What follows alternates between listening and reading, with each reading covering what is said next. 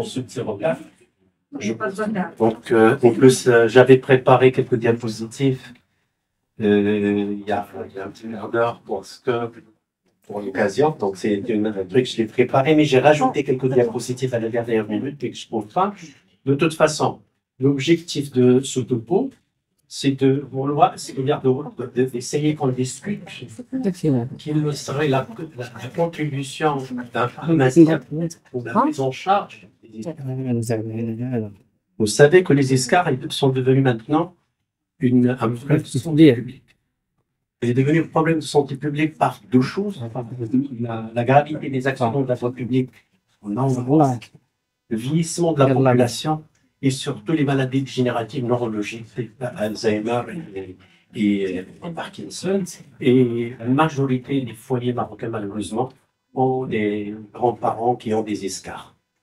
Donc, notre objectif, c'est de vous montrer, de comprendre la genèse de l'escarre, comment l'escarre survient.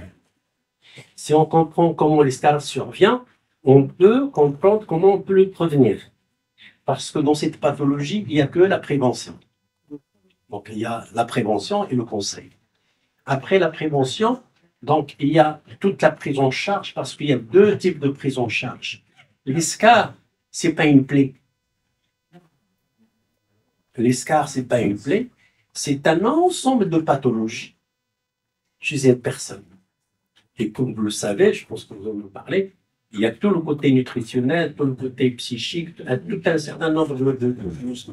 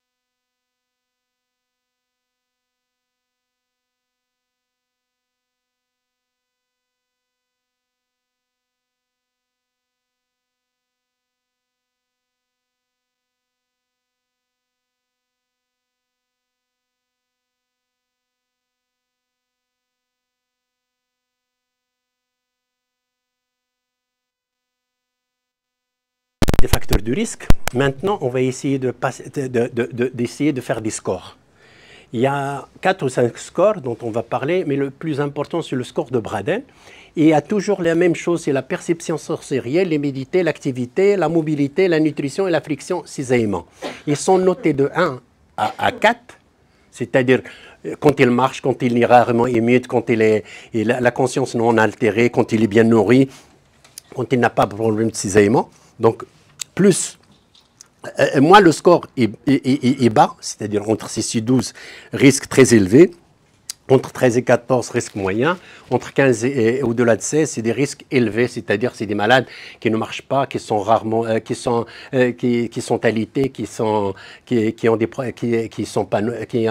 dénutris, tout ça. Donc il y a un grand risque de d'escarre. Donc ça, je le vous dis, il faut juste, c'est 2 choses, c'est même pas la peine de prendre tout ça, c'est-à-dire, il faut dire, est-ce qu'il marche, est-ce qu'il a bien mangé, est-ce qu'il n'est pas déshydraté, est-ce qu'il est continent, non continent, pour essayer de dire que ce monsieur, cette dame a plus de chances de faire des escarres que l'autre, et quand il a plus de chances d'escarres, donc il faut déjà penser au matelas qu'on va mettre, il faut déjà penser aux positions qu'on va faire, il faut déjà penser aux choses qu'on va faire. Et une chose est certain, il faut savoir que l'évolution est réversible. Ce n'est pas quelque chose, donc, quand on a une escarre, c'est-à-dire ce n'est pas quelque chose de définitif. Si on traite, mais le traitement comme la prévention, c'est-à-dire il faut prévenir les autres escarres et traiter l'escarre. Et vous pouvez avoir, même avec parfois des pertes de substances très importantes, on peut espérer la cicatrisation. Et pour cette cicatrisation et pour cette prise en charge, il faut classer les escarres. Les escarres ne sont pas les mêmes. Il y a des escarres qui sont donc une classification des escarres qu'on va voir parce que en fonction de la classification, on va essayer aussi de voir la prévention et même le traitement. Cette classification, elle est anatomique d'abord. La classification des escarres, c'est-à-dire c'est le stade 1, c'est-à-dire vous avez un érythème ou parfois une flictène. Là, la problématique qui se pose du diagnostic, c'est-à-dire quand vous avez des malades qui se macèrent, et vous ne saurez pas est-ce que c'est une macération ou c'est une escarre, donc il faut le sécher pour faire le diagnostic. Le stade 2, c'est des lésions de l'épiderme et de l'hyderme, c'est une érosion cutanée.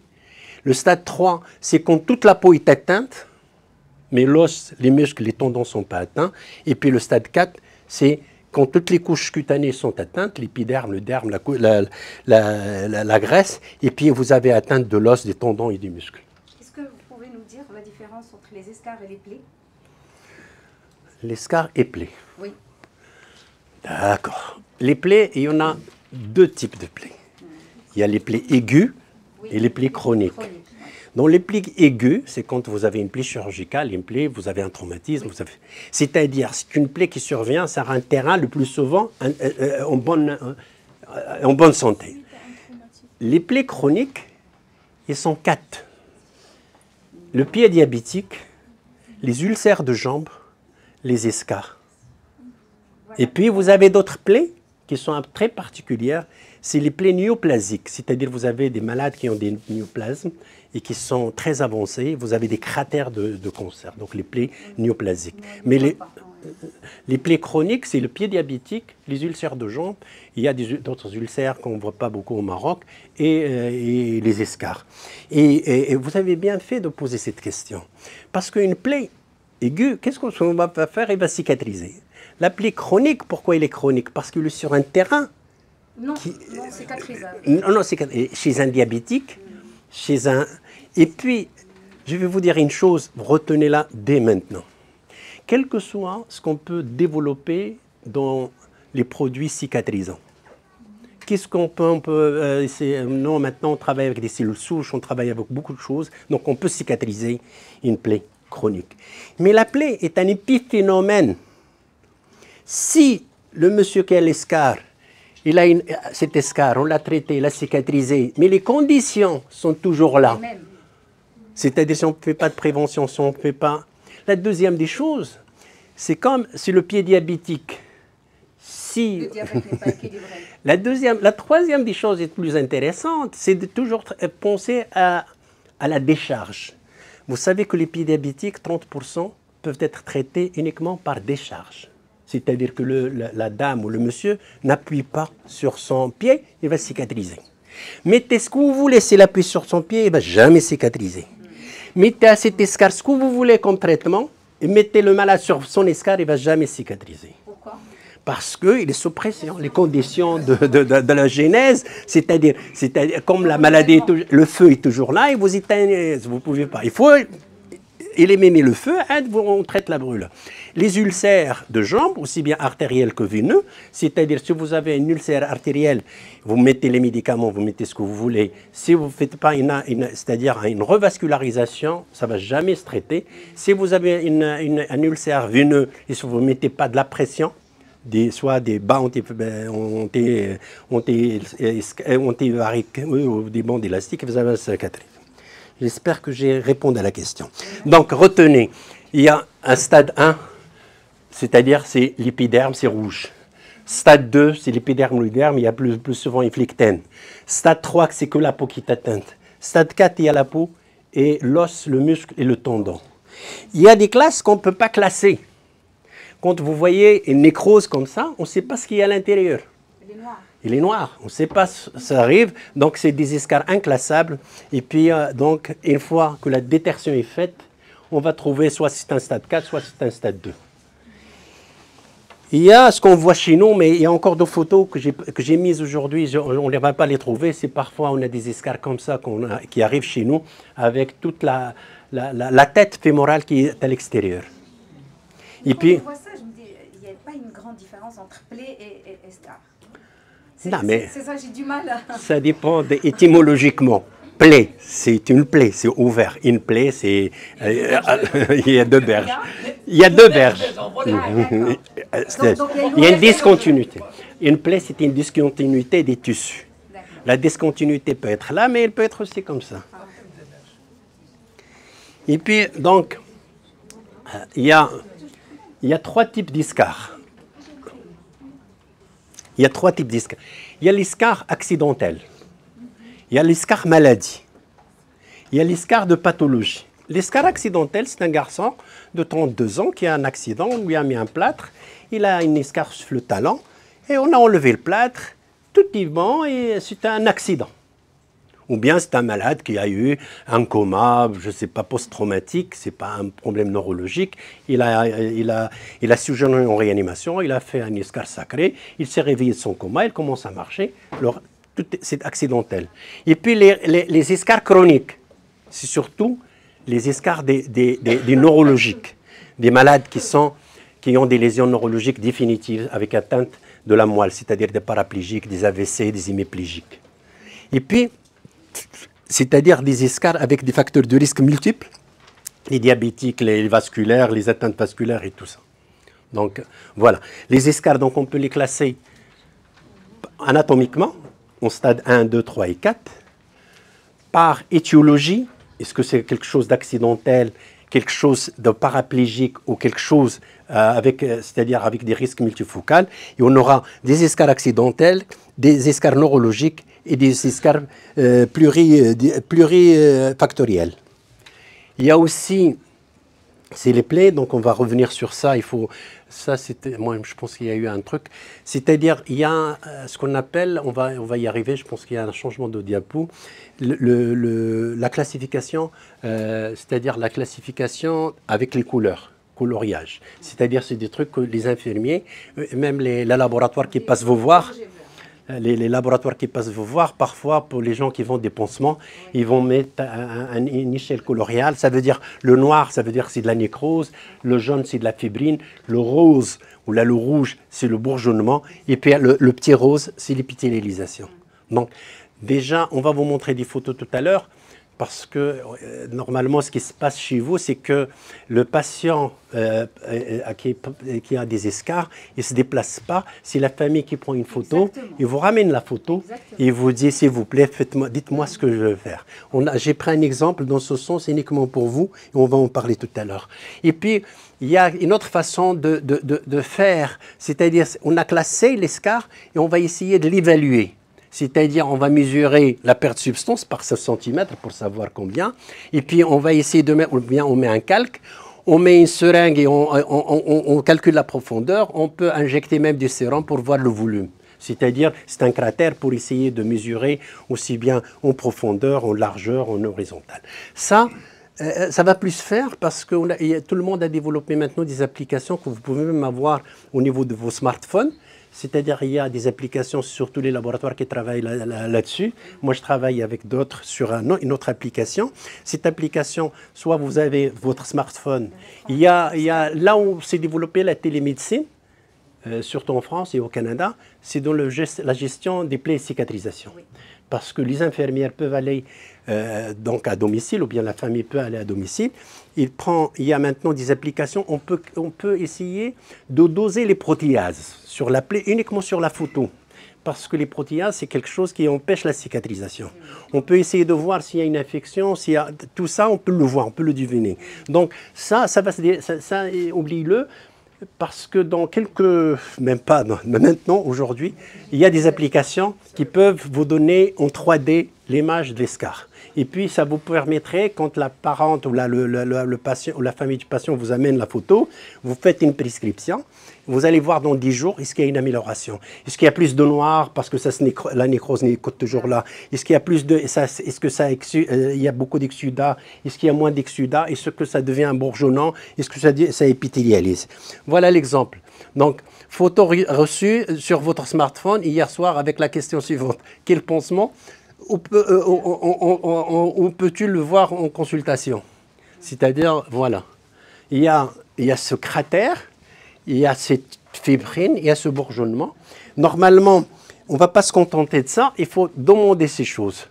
Donc le stade, c'est un stade 3-4, la surface c'est le volume, l'étiologie, c'est-à-dire c'est une escarte stade 4, 60% jaune, 40 rouge, c'est-à-dire il y a de la fibrine, surface 60 mètres carrés, le volume, le score de Braden parce qu'on nous a dit que ce malade ne bouge pas ou il bouge et tout ça, et puis les autres scores, puis c'est un AVC, et puis il y a la dénutrition, et puis tout ça, pourquoi je l'ai mis? C'est les éléments sur lesquels il faut se baser pour donner une prescription. On ne peut pas prendre que la photo. Est-ce que vous avez compris? La nutrition est importante. La déshydratation est importante. Donc, je pense qu'on a parlé de la genèse, comment ça survient. Donc, on peut comprendre tout à l'heure comment on peut le prévenir. On a stadifié aussi bien sur le plan anatomique que sur le plan coloriage, sur le plan cicatriciel, l'escar. Maintenant, je vais juste vous dire que 2 mots sur l'épidémiologie. Malheureusement, on n'a pas d'épidémiologie au niveau marocain, mais c'est surtout des épidémiologies. Il y a nos collègues de Centre-Nord ont des statistiques, mais les statistiques de Centre-Nord, ils sont biaisés parce qu'ils reçoivent beaucoup plus des accidents de la voie publique et des accidents de travail. On n'a pas, c'est-à-dire, on n'a pas des statistiques. Sachant, il faut savoir que partout au monde, l'escar pose un problème de santé publique sur plusieurs plans par le nombre de lits de nuit qu'il passe à l'hôpital. Deuxièmement, le prix, ça coûte très cher. Troisièmement, c'est quelque chose normalement donc, qui pose énormément de problèmes à la société. C'est pour ça que la prise en charge des escars incombe à tout le monde, à tous les acteurs de la santé publique, même aux familles, aux assistantes sociales et tout ça. Et puis, normalement, c'est 25% à chaque degré. Il y a le plus souvent, c'est le stade 1, le stade 1 et 2. Et puis, vous avez les plus importants, c'est les talons et les sacrums qui sont atteints. Donc, l'escar survient dans 3 contextes. Phase aiguë de l'immobilisation, on en a parlé, qu'il soit temporaire ou ultérieure définitive. Affection intercurrente chez un grabataire chronique, c'est-à-dire vous avez quelqu'un qui a, je ne sais pas moi, une insuffisance rénale, il est vieux, il est fatigué, et puis il a une pneumopathie, il doit être hospitalisé. Et puis les escars chroniques du traumatisme médulaire qui posent un autre problème. Donc, c'est-à-dire l'épidémiologie, 5 à 10% au service court 6 jours, 80% des patients ont plus de 65, c'est-à-dire il survient surtout chez les vieux. Les 2 tiers des escars se développent à l'occasion d'une hospitalisation durant les 10 premiers jours et 2 tiers situés au talon et au sacrum. c'est surtout des escarres révélateurs, c'est-à-dire révélateurs soit d'une nutrition, soit d'un autre problème. Là, c'est-à-dire, c'est les statistiques françaises, donc je pense que, c'est-à-dire, juste pour avoir une idée, on doit en avoir plusieurs. Il faut savoir qu'au Maroc, l'étiologie, la cause de la mort chez la paraplégique, c'est la surinfection des escarres. Normalement, ça ne doit pas survenir. Avec les exos, vous connaissez les exoprothèses. Les exoprothèses, c'est des peu de vêtements, je ne sais pas, un scaphandre pour faire le surf, et qui sont normalement, et qui peuvent aider un paraplégique ou un hémiplégique pour marcher. Donc maintenant, ailleurs, les paraplégiques, les paraplégiques, ils commencent à marcher, à avoir une vie tout à fait normale. Alors qu'au Maroc, ils sont encore en train de mourir par les escarres. Et comme, donc, je vais me répéter plusieurs fois sur les choses pour essayer, donc, juste parce qu'ils sont très importants, savoir dépister les sujets à risque et prévenir une escarre. C'est-à-dire, parmi les objectifs de notre topo, c'est de vous amener à dépister les sujets à risque. C'est-à-dire, vous avez un voisin ou la et puis il est malade, il vient de l'hôpital et tout ça. Donc, je sais que vous avez des discussions avec les malades, même s'ils viennent chercher autre chose. Et ils sont plus proches des pharmaciens que des médecins, parce qu'ils font partie du quartier. Donc, là, il faut essayer de leur parler et de savoir est-ce qu'il y a un risque ou il n'y a pas de risque. Et vous pouvez rendre service à plusieurs personnes avant d'avoir leurs escarres. Donc, prévenir une escarre. Le traitement est avant tout préventif. Toutes escarres peuvent être évitées. C'est-à-dire qu'il n'y a pas une escarre qu'on ne peut pas éviter. Et on disait, il y a des proverbes qui disent, on ne peut pas traiter l'escarre dans un hôpital où survient l'escarre. C'est-à-dire, si vous avez un hôpital ou une clinique où surviennent les escarres, ça veut dire que vous ne pouvez pas les opérer. Vous ne pouvez pas les traiter. Parce que le traitement commence par la prévention. D'accord? L'escarre est une maladie, le patient est la plaie, c'est-à-dire c'est une maladie. Donc c'est une trilogie entre la maladie et le patient. Et puis comment éviter l'escarre? Le patient, toute la pathologie sous-jacente artérielle et tout ça doit être traité. Traiter les pathologies associées, neurologiques, spasticité, incontinence urinaire et tout ça. Même, on a quelqu'un qui est paraplégique avec la rééducation. On peut traiter maintenant, on a beaucoup de choses pour essayer d'enlever la spasticité. On peut même maintenant, avec les exoprothèses, donc le faire marcher. Il y a énormément de choses qui se font maintenant au niveau de la réénervation. Chez les paraplégiques, il y a tout un chapitre sur les cellules souches et tout ça, mais ça, il y a encore du retard. Mais tout ce qui est bioengineering, informatique et électrique peut normalement régler ce genre de problème. La plaie, l'hygiène de la peau, éviter les appuis, coussins et matelas, travailler les postures.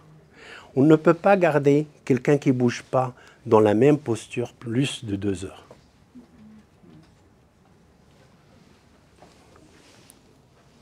Et puis, malheureusement, il n'y a pas le pharmacien. Désolé.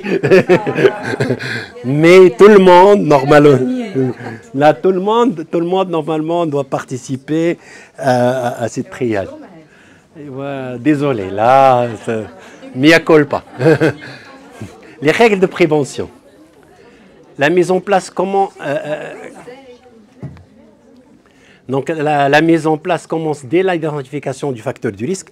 J'ai un patient qui était un vieux. J'ai un vieux à la maison, mon grand-père, ou là mon père, ou là mon beau-père et tout ça, qui est bien, qui est parti au café, il prend son café, il marche un petit peu, il sort, il est à la maison jusqu'à 11h, de 11h, 11h30, il sort, il prend son café avec ses amis, vers 13h, il arrive, il mange, il dort, puis à 4h, il sort encore, il revient.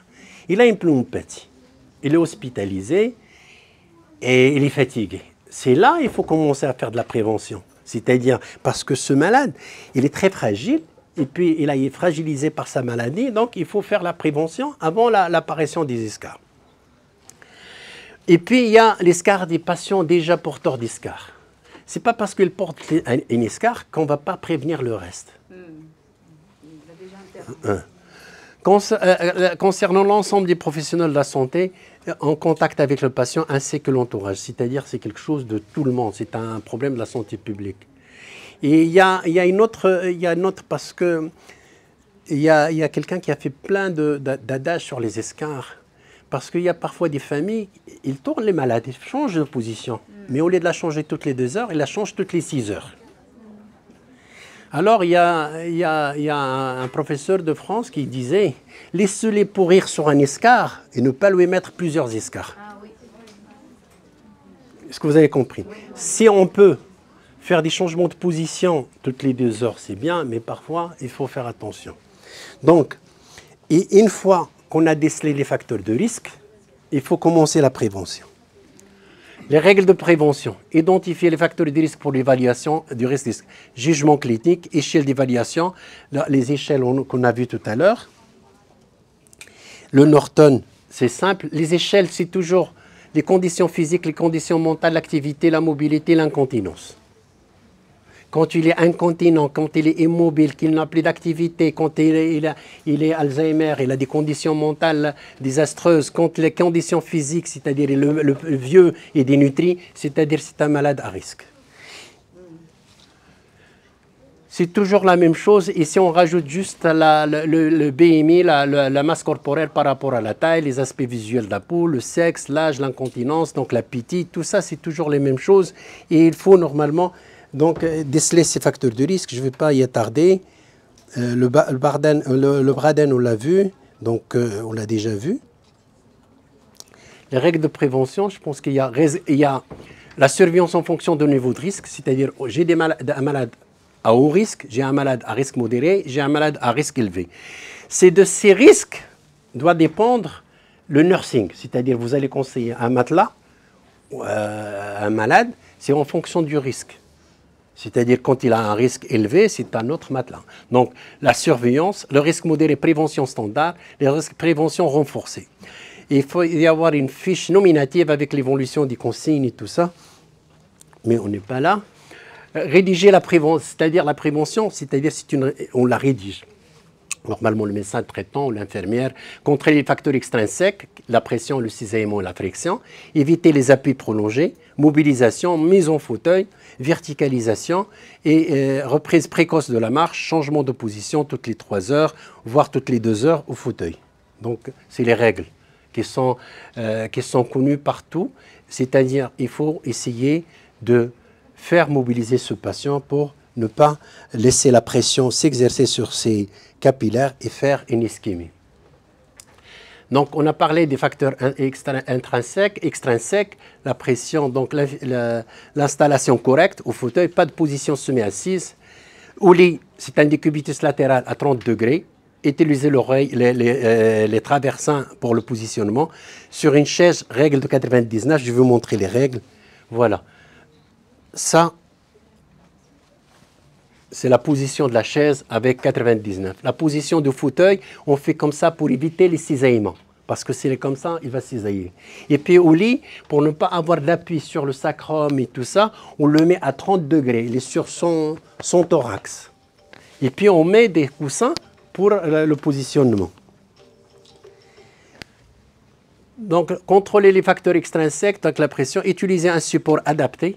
Utiliser un matelas sur matelas ou coussin, on va voir comment on peut choisir, adapter au patient en fonction du risque présenté et c'est-à-dire y compris sur une table opératoire, c'est-à-dire même si on veut opérer un malade parfois, parce qu'en chirurgie parfois il y a des escarres qui se font quand vous avez un malade qui s'appuie sur un coude, on n'a pas fait attention, il y a des escarres qui se font au niveau de la table, surtout parce que... Hein? 5 minutes. Donc il faut que j'aille vite. D'accord. Donc les matelas, pourquoi? Parce que, je vous explique rapidement, c'est-à-dire que la pression égale à poids sur surface, si je prends le poids de quelqu'un qui a 120 kg, je le mets sur sacrum ou là sur son trochanter uniquement, tout le poids va s'exercer sur des classes surface. Donc la pression va être augmentée. Donc pourquoi on met des matelas? Parce qu'on augmente la surface. Si on augmente la surface, même le poids élevé, la pression va diminuer. Donc les supports confortables, il y a les matelas à eau, les matelas à mousse, les matelas aérostatiques ou c'est-à-dire on se sent très léger. C'est-à-dire, vous voyez que le malade, il est sur une grande surface. Maintenant, on avait parlé de la macération. Parfois, il y a des matelas qui vont insuffler de l'air pour éviter la macération. On est jusqu'à, donc, et puis tout ça, il y a des matelas qui sont, les définitions, ça, il faut absolument faire attention parce que parfois on envoie les malades pour acheter des matelas anti-iscar. Si le matelas est de 5 à 15 cm, ce n'est pas un matelas, c'est un surmatelas. Le matelas, c'est entre 15 et 21 cm. Les vendeurs ne font pas attention, mais le surmatelas, ce n'est pas le matelas. Ils sont soit motorisés, vous avez des moteurs, les matelas à air, soit non motorisés. Soit, donc, il y a les moteurs, c'est les turbines, c'est compressent, c'est-à-dire ils gonflent, ils dégonflent pour essayer de faire des pressions. C'est-à-dire, quand ils gonflent, le compresseur, vous avez des points 1 sur lesquels il y a la pression, puis les points 1 vont se dégonfler, et puis le reste, c'est-à-dire, la pression change. Donc, je vais passer rapidement. Donc, choix du support. Le but recherché, c'est la prévention primaire. L'état du patient, le niveau de risque, le morphotype, la possibilité de posturation, est-ce qu'il peut mouiller, on peut le changer ou non, le confort et la comorbidité, le coût-efficacité. Parce que aussi, il y a des matelas, vous savez qu'il y a maintenant des matelas avec on incorpore des cartes, comme des cartes SIM, et qui normalement font un bruit quand la pression dépasse un certain seuil. On les a, mais ils sont très chers. Donc, le niveau de prévention, prévention risque faible, donc on en a déjà parlé. Et voilà les matelas, donc vous pouvez faire soit à l'air, soit à air, c'est-à-dire statique, soit à mousse, soit au polyuréthane. Donc, on les choisit, les matelas, en fonction des catégories. Pour les patients, alité de 10 à 15 heures par jour. Pouvant se mouvoir dans le lit, c'est-à-dire c'est un risque faible, sans trouble neurologique important, sans artériopathie, état général bon ou plus ou moins bon, changement de position. Vous n'avez pas besoin de matelas pour ces patients. Donc, ceux qui mettent moins de 15 heures par jour au lit et qu'on peut faire bouger, il faut changer de position. Les catégories de prévention des risques modérés. C'est-à-dire pour les catégories 2, on peut utiliser des matelas, mais non motorisés, sans moteur. C'est-à-dire des matelas en mousse et tout ça. Et pour donc il y a des types de matelas, je ne fais pas de publicité. Le type 3, prévention des risques, c'est des matelas motorisés à pression alternée. C'est-à-dire quand on est à un stade, c'est-à-dire quelqu'un qui est en coma, qui a déjà un ISCAR, donc il faut absolument investir dans les matelas. Il faut acheter des matelas motorisés. Parce que les matelas motorisés, il y a moins de risques. Je vais passer parce qu'il y a d'autres choses. Le catégorie 3, donc pour les patients qui ne peuvent pas lever de la journée, ne pouvant pas se mouvoir dans le lit, présentant un risque élevé, mauvais état général, avec troubles neurologiques, avec changement de position. Ce n'est pas possible parfois parce qu'on ne peut pas changer de position quand il s'agit des malades qui sont... Donc, et on sait même si on le fait, et il faut, pour ces malades-là, il faut avoir des matelas motorisés. Je ne sais pas, est-ce que vous avez jamais entendu des lits fluidisés? Les lits fluidisés, c'est des lits où il y a une poussière, c'est des grains millimétriques, où il y a un compresseur d'air qui envoie de l'air d'en bas, et vous avez l'impression d'être dans l'eau, c'est-à-dire c'est pour ces malades. Et puis, l'installation, ce qu'il faut éviter, s'il vous plaît, surtout quand vous rentrez, parfois même pour nos parents et tout ça, il faut éviter des hanches en rotation externe. Il faut éviter à ce que le pied soit en équin. En équin, comme ça, il faut que les pieds soient comme ça. Il faut éviter les appuis du talon. Il risque de flexum. Ici, quand on met un coussin ici, on risque d'avoir le genou comme ça tout le temps. Et il faut éviter l'appui sacré. Donc, il faut mettre la position de 30 degrés quand on a celle-là. Donc, 6 positions possibles. Décubitus dorsal, décubitus latéral, mais latéral à 30 degrés, 3/4 arrière à gauche, et 2 positions orthopédiquement correctes et limitation de temps de posturisation. C'est-à-dire, c'est quoi une position orthopédiquement correcte? Il faut que les articulations soient en extension.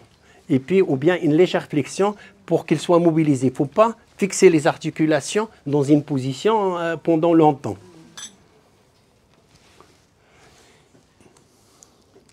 Et puis les talons, ça pose énormément de problèmes. Donc vous savez que les talons, c'est le deuxième siège des escarres.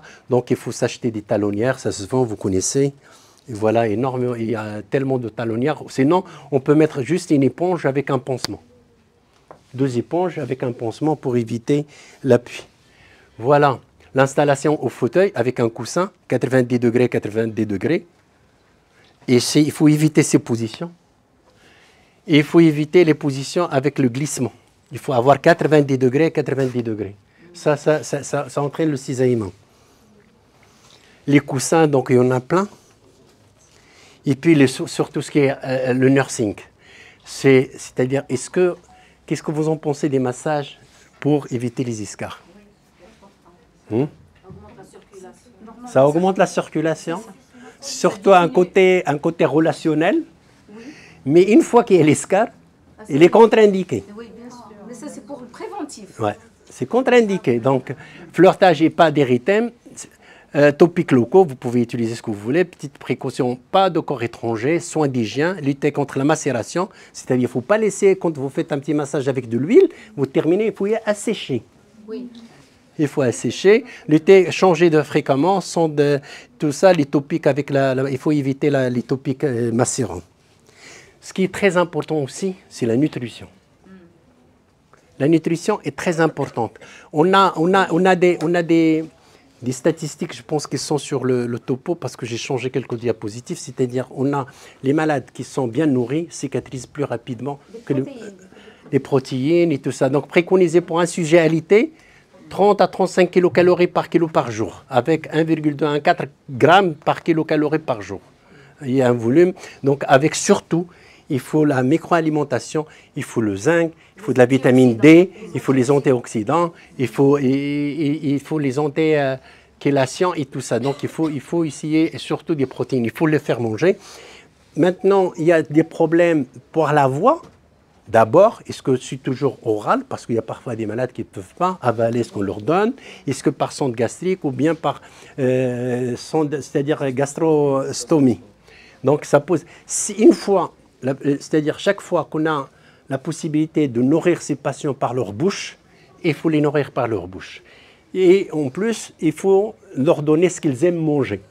Il ne faut pas les en imposer. Vous avez vu cette photo? La bactériologie, donc, une escarre ne peut pas, ne doit pas être stérile. C'est-à-dire, ce n'est pas la peine de chercher quel est Les antibiotiques. Rien. Donc, il faut les antiseptiques. Non, les antiseptiques sont contre-indiqués. Donc, l'évaluation initiale, évaluation de la plaie, l'aspect, la localisation, le stade de la dimension, évaluation nutritionnelle, évaluation de la douleur, dimension psychologique, pathologie concomitante, évaluation de l'autonomie. Sur le plan psychologique, vous savez que sur le plan embryonnaire, la peau, on l'appelle normalement, qu'est-ce qu'on appelle la peau? C'est le cerveau plat. On a le cerveau rond et le cerveau plat. Parce que l'embryologie, c'est-à-dire la peau, notre peau, il vient de l'ectoderme, qui est une feuille embryonnaire, et cet ectoderme, il donne la peau, surtout l'épiderme, et il donne le cerveau. Donc, ils ont la même origine. Vous pouvez trouver quelqu'un chaque fois, quelqu'un qui a une escarre déprime, ça s'ouvre. Chaque fois qu'il est bien, ça se ferme. Donc, le côté psychologique est très important. Très, très important. Il est aussi important que la nutrition, que le pansement. Donc, c'est-à-dire, quand on aura évolué, on va élaboration d'un plan de prise en charge régulièrement réévalué en fonction des données. Donc, l'escarre cause conséquence de la dénutrition. Donc, il y a un cercle vicieux pour la nutrition. Ça, on va y aller rapidement. Le traitement préventif, nutrition, hydratation, décharge, attention du cubitus latéral, changement de position, attention au remontant, le patient dans son lit, c'est-à-dire quand le malade, vous le laissez comme ça en position, vous changez, vous le remontez par le drap et tout ça, ça cisaille. Donc il faut le soulever, il faut mettre comme un hamac et le soulever. Pas de massage, pré-tressage plutôt, flirtage. Il y a 128 causes favorisantes, c'est-à-dire on ne peut pas énumérer toutes les causes favorisantes. Les supports spécifiques, donc on en a déjà parlé rapidement, voilà. Et puis le plan de positionnement écrit tous les 3-4 heures. Voilà la position latérale dont on a parlé, voilà ce qu'il ne faut pas faire. Les traitements locaux, je pense que vous attendez le plus souvent les traitements locaux. Non, il y a le préventif qui est Sauf, important. ça ne représente rien, même pas 30%. Mais ça finit par. Là, le traitement local est nécessaire mais non suffisant. La cicatrisation, la prise en charge doit être globale. Si vous nourrissez bien le malade, il peut cicatriser. Mettez ce que vous voulez et les dénutris, ça ne va jamais cicatriser. Le traitement local, toujours débuter par un nettoyage. Sérum physiologique ou du robinet. Pas d'eau stérile. Il ne lave pas l'eau stérile. Il met du robinet au savon. Il faut laver avec de l'eau et du savon. Éviter les antiseptiques colorants. C'est-à-dire les traitements, il faut toujours poursuivre 5 jours avant de changer. La prévention continue durant le traitement local. Et la sonde urinaire non indispensable avec pansement actuel. C'est-à-dire on a les pansements actuels qui sont normalement semi-périables. On peut ne pas se... Le traitement local. Le principe, cicatrisation au milieu humide et chaud.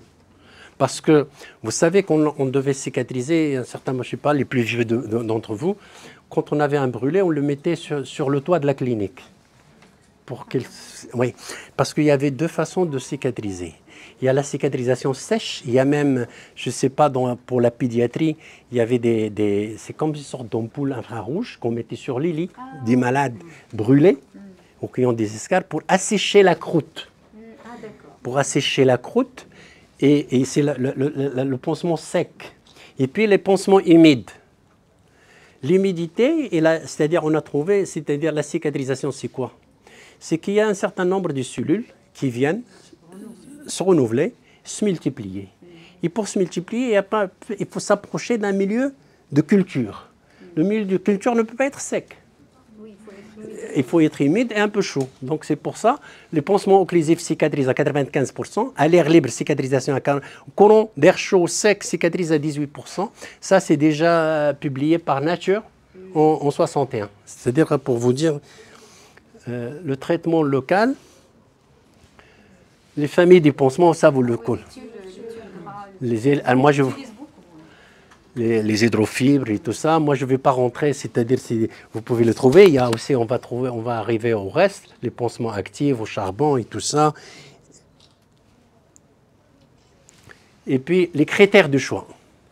Comment on va choisir un pansement pour une plaie chronique? Très important, l'importance de l'exudat. Si ça soigne beaucoup, ça ne va jamais cicatriser.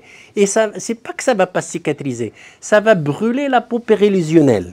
C'est-à-dire, si vous suivez, je ne sais pas, est-ce que vous suivez un pied diabétique ou un ulcère de jambe ou un iscar, parfois on met beaucoup d'antiseptiques sur la plaie, il brûle le pourtour. C'est-à-dire, ça pose énormément de problèmes de la peau périlésionnelle. Et on a plus de problèmes. Il y a des pansements pour l'exudat. C'est-à-dire l'exudat est très important. Donc quand on a de l'exudat, c'est la plaie soigne beaucoup. Il faut mettre des absorbants, quelque chose qui va absorber. Le plus absorbant, c'est quoi? C'est les algénates, parce que les algénates, ils sont à base de sucre. Stade de la plaie. La plaie, on sait qu'il y a 4 stades. La détertion, le bourgeonnement, l'épithélialisation et la maturation. La maturation, on ne la voit jamais, mais vous la voyez.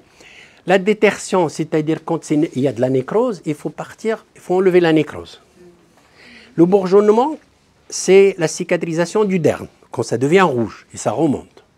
L'épithélialisation, quand il y a une cicatrisation de l'épiderme. Donc, une plaie avec une nécrose, ce n'est pas comme une plaie en bourgeonnement.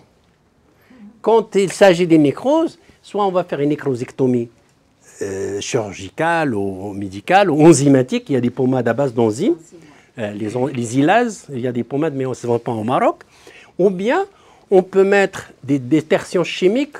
Je ne sais pas, est-ce que vous, normalement, la préparation, ce que vous faites, vous, c'est l'acide benzoïque avec l'acide salicylique. Vous mettez l'acide benzoïque avec la vaseline, 30% vaseline, 60% acide benzoïque.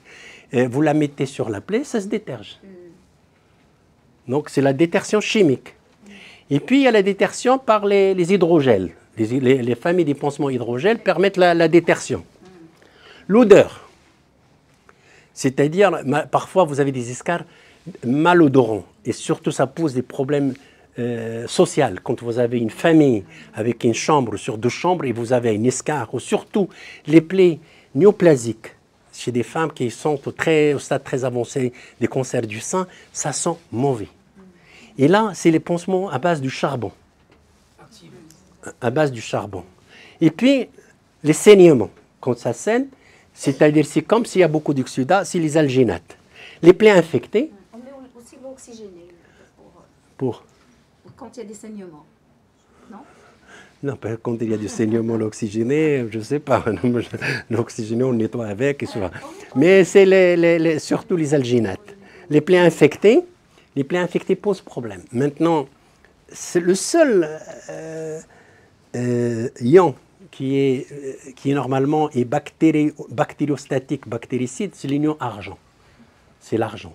C'est-à-dire le sulfate d'argent et tout ça. Vous avez il y a plein de... Là, je ne vais pas faire de la publicité, mais il y a plein de pommades à base d'argent. Et donc, c'est l'argent. Facilité d'application et surtout la douleur.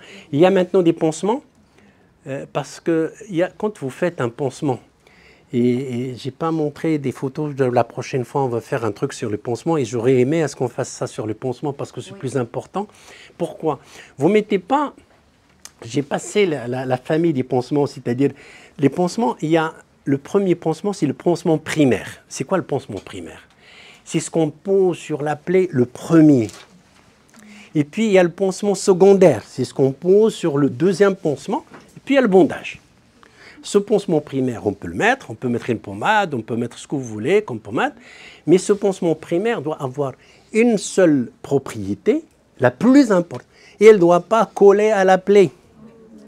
S'il colle à la plaie, tout ce que vous avez fait, c'est-à-dire vous faites un pansement, vous restez 2 jours, 3 jours, vous venez pour le faire, et vous décollez tout ce que vous avez. Toutes les cellules qui ont pu pousser, vous les arrachez. Donc, il faut toujours que le pansement ne soit pas collant. S'il n'est pas collant, donc il ne va pas être douloureux. Et puis, il y a toute une technologie maintenant des pansements qui font qu'il y a des pansements qui peuvent rester 7 jours. Et puis, il y a le prix aussi. Là, donc, les trucs dont on a déjà parlé. Là, je vais passer rapidement. C'est les différents pansements, je pense que vous les connaissez. J'ai un petit truc. Voilà. Donc voilà, on va se résumer ici. Donc les interfaces, les stratégies thérapeutiques.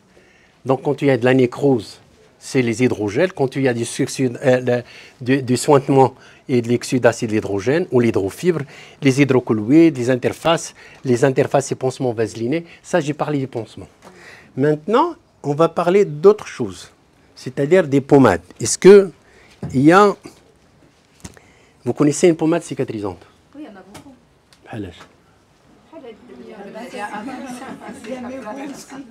Alex, oui, je ne sais pas. Là, je suis d'accord. Moi, j'utilise les pommades. Mais là, je vais vous dire un truc, s'il vous plaît. La pommade à Dax, moi, je l'ai utilisée. J'étais parmi les premiers à l'utiliser.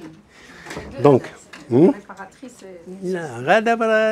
et puis, il y a Mebo et tout ça, il y a un certain nombre de... Mais sachez que il y a plus de 4500 éléments qui interviennent dans la cicatrisation. Pourquoi on a choisi tous ces pansements? Parce qu'avant, il y avait juste de pansements. Jusqu'aux années 80, au Maroc, il y avait juste du pansement. Vous vous rappelez de la biogaz? Oui, bien sûr. Donc il y avait la biogaz et quoi d'autre? Il y avait les pommades aux corticoïdes. Donc il y avait, on met un pro-inflammatoire. Donc c'est bon. Donc il y a les pommades pro-inflammatoires et les trucs anti-inflammatoires. Maintenant, on a tout ça parce qu'on sait qu'il y a beaucoup d'éléments qui interviennent. Et je pense avec les pommades, il y aurait des phases de cicatrisation où un certain nombre de pommades peuvent intervenir, comme Adax et tout ça. Et puis, il y a tout ce qui est technologie de la pression négative, je pense que vous la connaissez. Je passe l'oxygène hyperbare. Et puis, ce qui est très récent maintenant, c'est la médecine régénérative.